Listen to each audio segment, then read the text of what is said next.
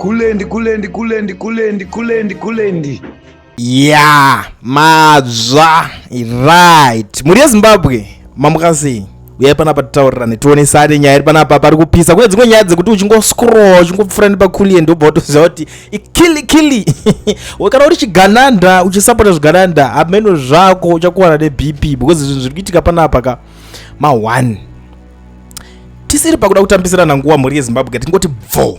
Nezuro marimwe zuro acho ayana nezuro. Yes. Kwakauya young men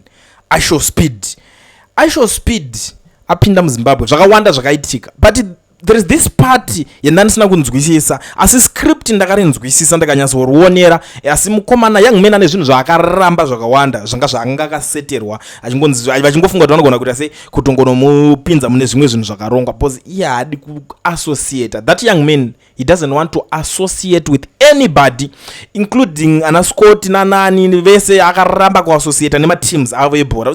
This is chakachaka chimbopfeka jezi. No, ngatipfeke jezi renational seranga akapfeka reZimbabwe, national flag, national jersey ndo raaida, because ari muZimbabwe oita zvinhu zvino accommodate zvinobatanidza chiZimbabwe yese, kwete zvinoita kakuseparate kakudivide. But panapa there is this invite iri panapa yakabudiswa from Varakashi yakaramba pachena pajekerere. It's like unoziva pane zvinhu zvekungoignore so tachi chakadaro temetsenyi koko, because vakomana vari kubva kunyika dzevanenge vachibva vanonyatsozviziva kuti kwangoonekwa kungonoda kungonolinga chero nemapresident chero inemwe nyika vanhu vanenge vasiri kunakirwa nazvo, yeti iwe unongouya kuti unoita sei unoita zvinhu zvako nevanhu vako, and at the end of the day vanhu vazhinji vanenge vachiona stream iyaya havasi vanhu vekuti ndewe kuZimbabwe, ari kutoonekwa nekids from China, Europe, states imomo, saka kuti haazoningirikina. That's why maona kuti aitanga ari kuignore even to local celebrities, tokajaira kushandiswa nezanu, tokajaira kushandiswa nezvigananda. Now this invite iri kuti zvoni, now that IShowSpeed is already in the country, IShowSpeed, this is the perfect moment for him to meet the man himself, President Emerson Mnangagwa, a leader, a many credit for building Zimbabwe using its own resources, driving development without borrowing progress. On the ground, he has been so notable that even some in the opposition have voiced support for the extension of President Mnangagwa's term for continuing and stability. You know, they were trying to I'm still on your sound ngini to taura zvinhu zviripo, because inini normally andiduti kana ndichitaura zvinhu ndozonzi uri kunyanga uri kuwedzera kuti uri kuisa sauti kuti uningine obvious nyaya yakapfura nepandiri ikapfura nemurombo mangu inofanira kunakidza kunzwa anditi, but apa ndisina kutanga ndiri kutaura kuti ndiri kutaura zvinhu zvisipo. Ndo chinhu chavanga vakarongera this young man. Ukatarisa even the setup, tarisa nzvimbo dzaindoti ubva unokwira pambiyana under statue uchibva nepayapaya ubva it was good, because that's Zimbabwe for sure. Uchingopinda wapfura nemuHarare unoona chimbiyana under statue, it was nice. But instead utazoenda paningini pacho akungoenokwidzwa nepapa unotanga kusangana neng'anga. It's okay for tour guide vacho ndozvo vanenge vakaudzwa iscript. That was a script. Ukabva ipapo uenda kwakati, uenda nekunana Fantan, wabva ipapo uzodai soti kumabvuku Scotland, wabva nodididi zvese izvo zvaingoti achingosvika iye chake chete kuda kusocialize nevanhu vemuZimbabwe, vanhu onje kuinteracta nemafans vemuZimbabweans, kuti zvozonzi ningi uyu anonzi ningi a big name, angana kana one wakateerera big name ningi, kuti no not even one. Ukatotarisa that young man waifamba naye angari tour guide wake Ben busy kututirwa masijezi, torararani anza Nathan Mutasa, torara ningi uise muhomwe, vazoda kutanga kupanana, akatoona kuti Speed wacho haasi kupfeka majezi esi, this is Scotland, haana kuripfeka akarisiya. After everything zvese zvaitika ndobva vatanga kuchida kuchitora kakupaka mukacho kamufana kechidiki kakari paside kakafana naye kachitenga kaZimbabwe chipfeka this jersey kakarisiya futi. Saka the script yanga rekuti vanofunga kuti pamwe the young man was going to be impressed here anything, I don't know, and it was very fun because hapana kuti ungatora munhu akaita sekamufana keke ukaendesa kuTrabablas. Kunoona chi kuTrabablas now?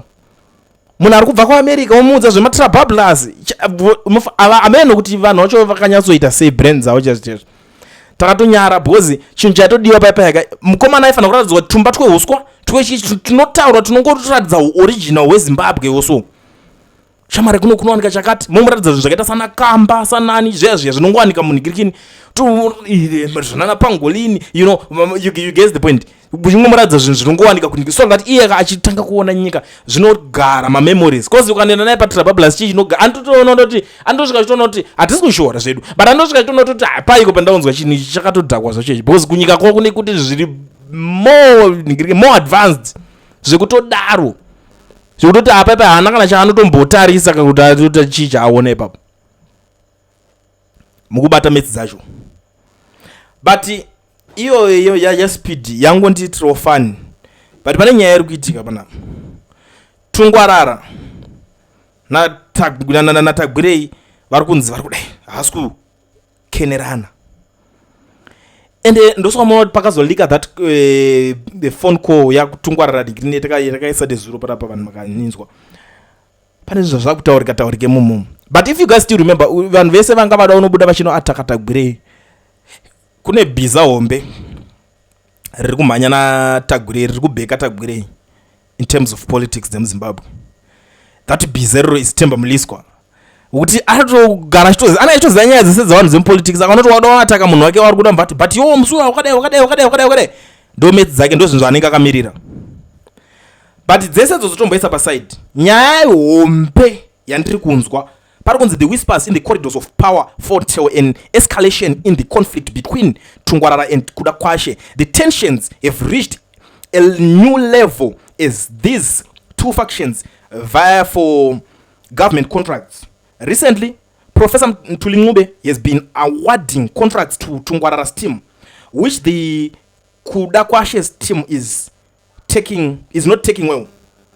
Tungwarara team is also accusing DG Mangwanya of being loyal to General and protecting him from the chop by Zimwan. Last year, they are saying his intelligence reports were misleading. On the other hand, he is seen as Kuda Kwashe's sympathizer. As it stands, by January 31, 2026, the Tungwarara team intends to have the DG Fountain Upenyu Mangwanya removed, with plans to elevate Charlie 10 Ishmael Mada, a member of the Tungwarara team. Mada is a notorious thug known for his cruelty towards civilians during the Mugabe era, and behind this entire plan is Muda. Once this accomplished, Shigananda in their daydream are aiming to push Zims to fire General by February 10th. We hear there is tight surveillance on General Sanyatwe, General Gejge, and Tendai Biti.